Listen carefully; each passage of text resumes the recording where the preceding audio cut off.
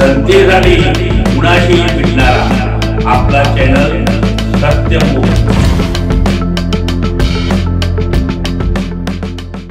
इचलकरंजीतील भाजपा संघटन पर्व गाव बस्ती अभियान अंतर्गत शहरातील शिवतीर्थ एसटी बस स्थानकात स्वच्छता मोहीम राबवली।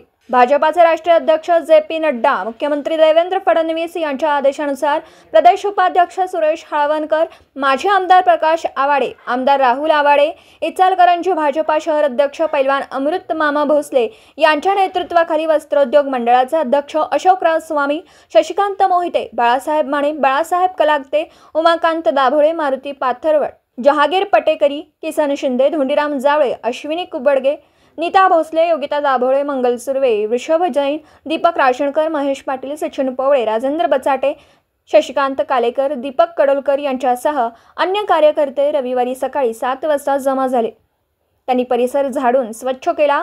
1 तासानंतर या उपक्रमाची सांगता करण्यात आली। उपक्रमाचे प्रवासी वर्गातून स्वागत झालं। सत्यमुख प्रतिनिधी रामभाऊ ठिंकणे, इचलकरंजी।